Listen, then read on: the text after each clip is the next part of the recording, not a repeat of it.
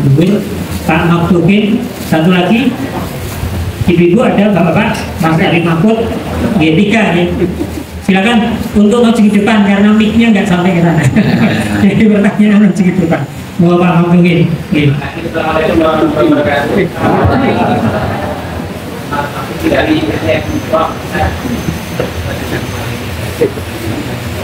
Pertama terkait dengan saat yang saya diberikan kemudian yang kedua dengan saat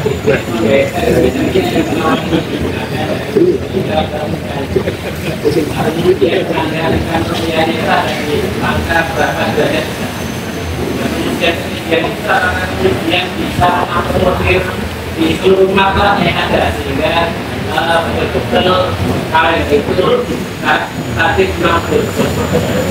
Dan terakhir yang ketiga secara politik dan jauh mana hasilnya dijaga oleh Mama Jadi dan bisa diterima oleh korban lain atau negara lain jauh tidak terdapat. Terima kasih.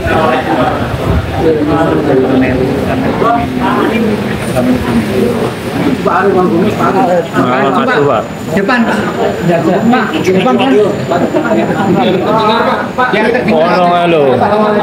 Yang belakang tidak dengar pertanyaan. Depan itu loh, mimbar biasanya lah Pak. Pejabat. Assalamualaikum warahmatullahi wabarakatuh.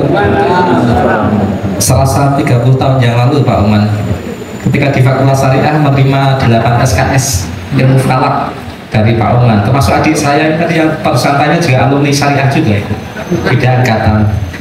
Sebenarnya sama, ya ada Butika, sekretaris PDA juga Syariah juga. Jadi ada beberapa hal, tapi tadi sudah semuanya hampir disamakan bareng sama Pak Maftudin ini, sehati Pak Maftudin. Cuman persoalannya yang pertama tentang ru'yah tadi. Ru'yah itu kalau kita cermati memang dalam konteks yang terjadi adalah sangat bernuansa politis.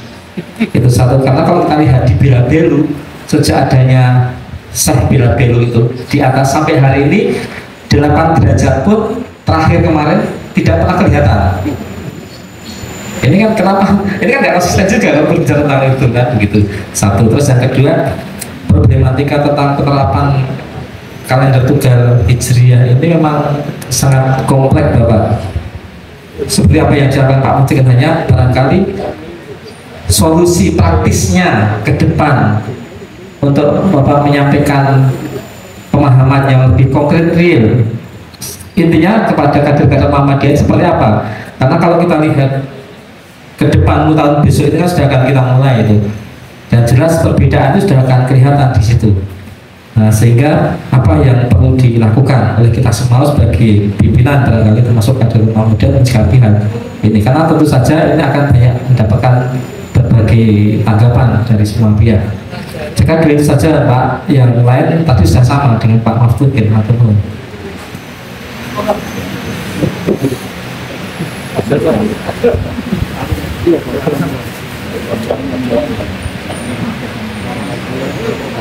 Nama Soehartono Pak. Yang ingin saya tanyakan ini, pergerakan benda langit itu sebenarnya bukan yang sederhana. Bahkan kalau saya pernah lihat di media sosial, matahari itu juga bergerak, bumi bergerak mengelilingi matahari, kemudian rembulan itu juga mengelilingi bumi. Jadi kalau kita lihat bumi yang dilihat bumi itu gerakannya bukan muter biasa, tapi seperti pil gitu ya. Karena matahari itu juga bergerak cepat sekali. Nah, Pak, bagaimana Pak kalau misalnya itu karena matahari juga bergerak, bumi bergerak, kemudian bulan juga bergerak, ada bleser-blesernya, gerakannya gimana gitu Pak kalau terjadi seperti itu? Hitungannya, efeknya ke hitungan kan gitu ya? Terima kasih Pak.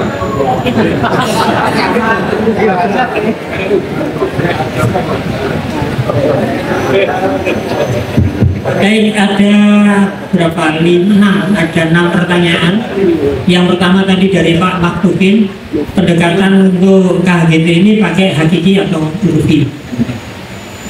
Kemudian yang kedua, bergeser dari KHGP kemudian dari wujudul hilal ke KHGP, itu standar ketinggian income ru'yatnya berapa, elegansinya berapa, kemudian tinggi hilal itu berapa.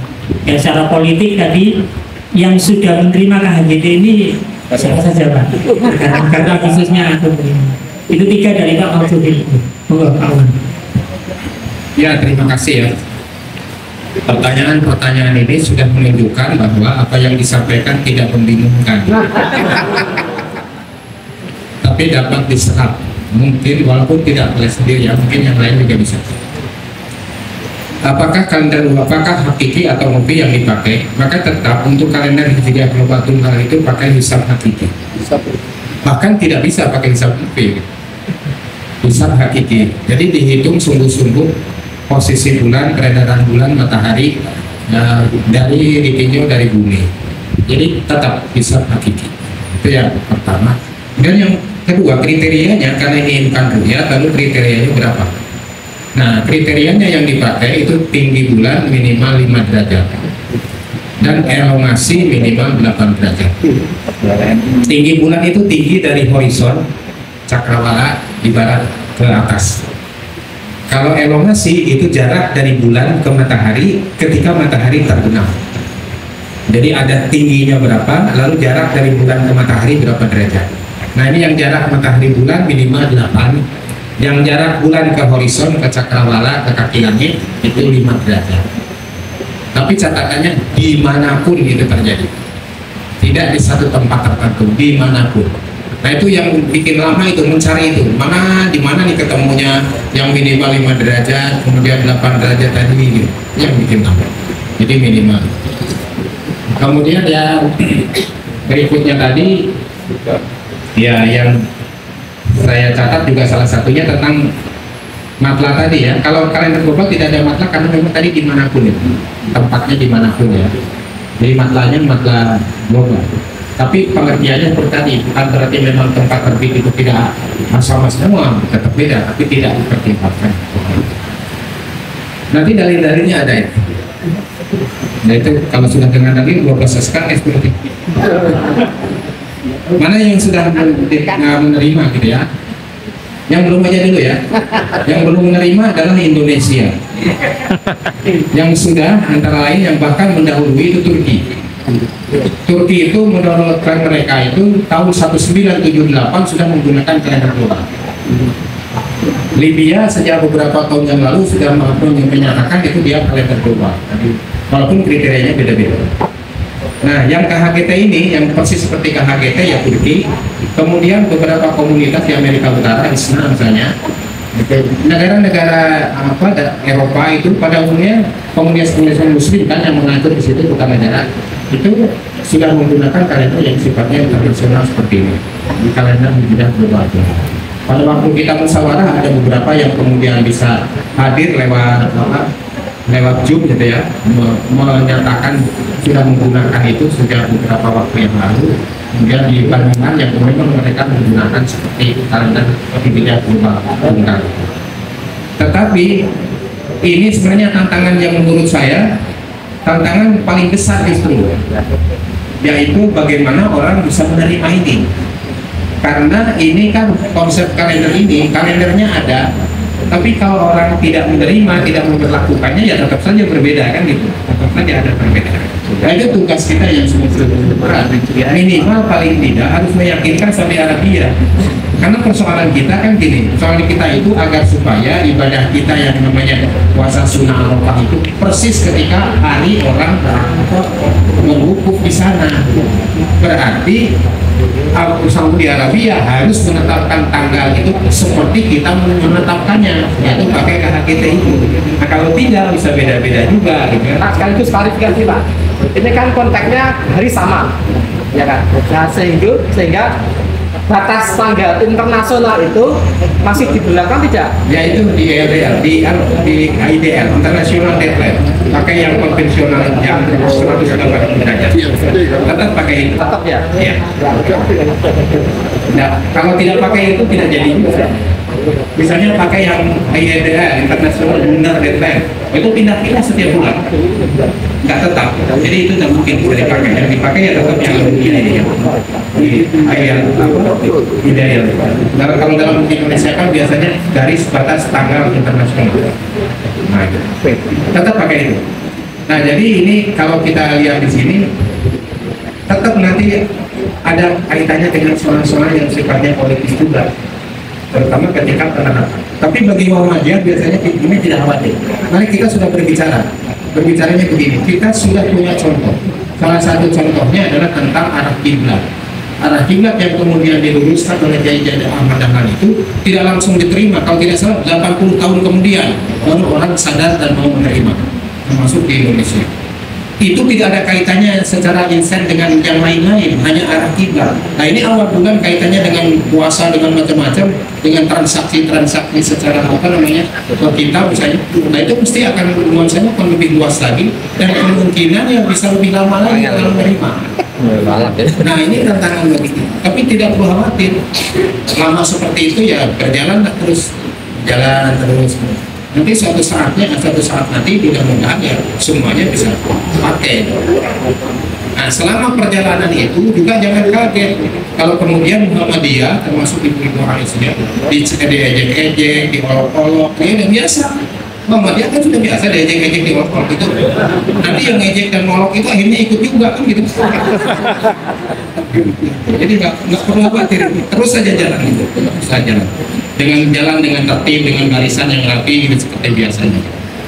Nah, jadi itu yang bisa disampaikan ya untuk yang pertama. Lalu yang kedua, tadi ada akurasi ru'yah ya. Tidak akurat melihat itu. Jadi saya ingin beri contoh, orang banyak sekali yang bisa melihat hilal. Saya lebih dari 100 kali meru'yah, yang bisa lihat itu saya hanya 1 kali. Karena saya tidak berani mengatakan saya lihat hilal kalau hilalnya memang tidak terlihat. Ya, Maka saya katakan begitu karena buktinya 8 derajat ya. Kaget bukti. Kalau apa artinya? Jadi nantilah sambil bincang-bincang tidak pakai mic ini ya. Saya akan kemukakan bukti-buktinya. Pengalaman yang panjang itu ternyata memberi pelajaran kepada saya. Intinya supaya saya tetap berbuat jujur. Padahal 8 derajat. Padahal 8 derajat ya. Nah, gitu. Kemudian berikutnya yaitu tadi seperti ada jadi 28 hari dan sedemikian kan membuktikan tidak akurat itu. Karena melibatkan banyak hal kalau melihat itu. Jadi bukan hanya melibatkan fisiknya bulan itu sendiri, alam cuaca sendiri, tapi mata si pelihat itu dia matanya normal apa enggak? Iya, kalau yang tidak normal itu ibu bapak jangan salah, di Parangtritis itu dia ngotot dia melihat hilal, ngotot betul melihat hilal. Saya melihat besar ketika saya ayo kalau melihat kan kita harus sumpah, ayo kita menghadap Pak Hakim. Nah, kan hakimnya dari Pengadilan Agama datang juga ya. Tapi ketika mau disumpah nggak berani Ustaz. Tapi kalau Ustaz yang nyumpah berani. Hakim yang nyumpah itu bahwa dia melihat hilal. Ternyata yang dilihat memang bukan hilal. Yang dia lihat itu awan yang ketika matahari terbenam, awan itu ujungnya tersinari oleh matahari lalu melengkung begini putih. Nah, dia sebut itu hilal. Nah, itu penglihatannya error itu. Jadi tidak akurat. Itu pengalamannya bukan mengada-ada, itu pengalamannya begitu. Bahkan dulu ada pengalaman, Ustaz nanti tunggu dulu ya. Nah, ini jadi pemimpin ru'yah kan susah. Saya tunggu dulu ini. Ayolah nggak lihat hilal. Enggak Ustaz, nanti kita sampai Isya melihat hilalnya ke barat atau di kanan. Betul, saya ikuti sampai ini teman-teman dari KUA ini, pejabat dari KUA itu yang minta begitu. Akhirnya saya lulus ya sudah kita tunggu sampai Isya ya. Begitu ada Isya kita selesai lalu kita ke masjid untuk sholat bersama. Iya, sholat maghribnya di pantai pakai tikar. Karena maghrib itu kan harus standby di situ. Nggak bisa sholat di tempat lain, berarti situ berjamaah. Terus ditunggu. Terus saya tanyain, kenapa kita harus menunggu sampai bisa? Siapa tahu nanti hilalnya muncul. Nah, gitu. Jadi, memangnya nanti kalau makin lama hilalnya makin lama tuh kan makin tinggi. Terus Nah, di situ salahnya. Saya katakan makin lama bukan makin tinggi, makin tenggelam. Ya, salah paham. Lalu saya usul ketika itu ke Kanwil. Kan ya, Kanwil membawakan depan, Kanwil membawakan KUA ya. Ini ada paham yang seperti ini. Gimana Ustaz caranya? Kita mungkin harus pelatihan bagi mereka. Akhirnya diadakanlah pelatihan itu di apa namanya haji ini, asrama haji. Itu beberapa kali itu menjelaskan tentang peredaran itu tadi. Karena salah paham gitu, makin lama bulan kemudian makin tenggelam, oh ini dalam pikirannya makin muncul, makin panas. Mereka jadi begitu. Kemudian berikutnya, pergerakan benda-benda metode sosialisasinya jadi memang pertama itu memang kita harus paham dulu. Bagaimana kita memahamkan kepada orang, mengajak orang, sementara kita sendiri nggak paham. Nah, jadi kita memang harus paham dulu ya, intinya itu. Lalu yang terakhir tadi, bagaimana itu meleset? Ya, sejauh ilmu pengetahuan itu berkembang, terus diuji verifikasi. Makanya Muhammadiyah itu tidak alergi, tidak anti dengan ruqyah, karena ruqyah itu salah satunya untuk menguji teori. Benar enggak? Di lapangan benar enggak? Empirik. Ilmu itu kan ada teoritik, ada empirik. Tidak bisa ini. Dua-duanya berjalan gitu. Nah, tetapi kalau secara konseptual ini soal tadi soal temuannya bisa berubah itu soal temuan karena apa berkembang, teknologinya juga berkembang. Maka orang mengatakan alam semesta ini berkembang makin besar begitu. Jawabannya bukan begitu maksudnya. Berkembang itu dulu mungkin kita baru bisa mendeteksi untuk 100 km dari mata kita. Sekarang sudah 200 km, nanti sudah berjuta-juta kilometer pakai alat. Itu berkembang namanya. Itu kan teorinya begitu. Jadi nanti mungkin ada temuan-temuan lagi. Tetapi konsepnya adalah itu apa namanya, bahwa sunat Allah itu tidak akan berubah. Ini kalkulatornya itu. Jadi mesti tetap. Tetapi ilmu pengetahuan menemukan baru-baru seperti yang baru mungkin saja. Tapi selama ini sudah sekian ratus tahun lahirnya astronomi sampai sekarang masih tetap relevan. Jadi masih bisa dipertahankan. Ya, kalau dalam waktu sholat memang ada ikhtiar takutnya itu di akhir, maka ini pun ada. Jadi ada. Kalau hanya beda sedikit-sedikit tidak menjatuhkan tanggal berbeda pada hari yang sama gitu ya. Walaupun mungkin detil-detil kecilnya ada, riak-riaknya ada berbeda secara astronomis, tapi kesimpulannya tetap sama. Jadi seperti itu. Nah, itu mungkin jawaban dari saya. Dikumpulkan saja nanti pertanyaan-pertanyaan sebanyak-banyaknya, lalu disampaikan ke siapa, termasuk ke majelis di pimpinan pusat Muhammadiyah. Nanti yang paling banyak memberi pertanyaan mungkin akan dapat bonus. Ya, dan ibu bapak ini baru saja, coba nanti saya ada waktu sebentar ya, saya akan membacakan. Mudah-mudahan ada hilang.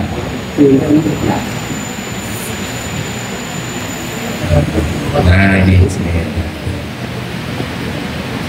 saya akan bacakan sebuah surat dari PDM. Nah ini dari PDM, tapi bukan PDM Sleman. PDM apa namanya, Perludang atau apa dari nah ini sudah surat dari kepada pimpinan pusat Muhammadiyah dari pimpinan daerah Muhammadiyah Kabupaten Merangin. Merangin itu mana ya? Di Jambi ya. Assalamualaikum warahmatullahi wabarakatuh. Waalaikumsalam warahmatullahi wabarakatuh. Dan seterusnya, kami pimpinan daerah Muhammadiyah Kabupaten Merangin dan seterusnya sangat berharap kami sekiranya pimpinan pusat Muhammadiyah dapat mengakomodir dan mempertimbangkan usulan kalender tersebut. Apa usulannya? Usulannya adalah mengusulkan agar di dalam kalender itu tidak memuat pasaran. Lagi paling on lagi kulit.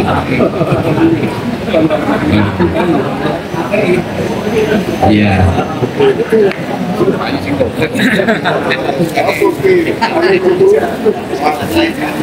Ini yang menarik ini.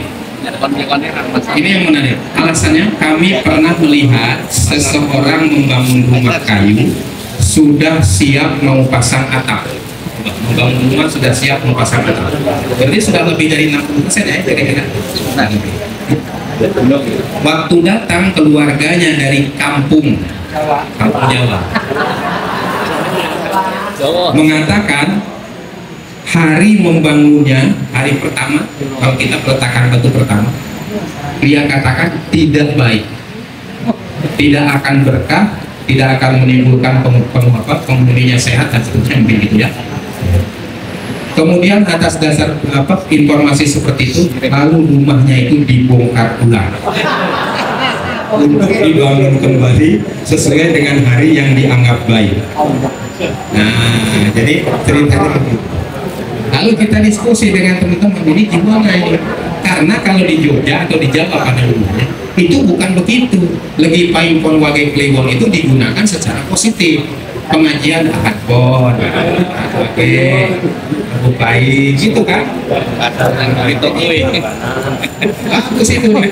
Jadi sebenarnya yang jelek ini bukan legi paimpon wage kliwon, tapi yang menggunakannya itu. Digunakan apa? Ya gitu.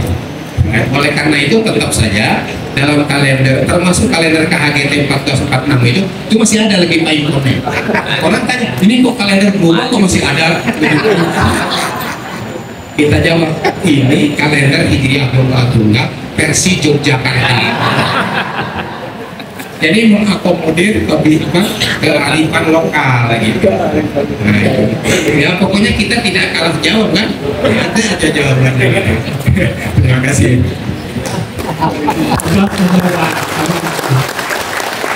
Bapak-bapak, ibu-ibu, demikian nanti kajian kita tentang KHGT memang masih banyak hal yang perlu kita perdalam lagi dalam KHGT ini.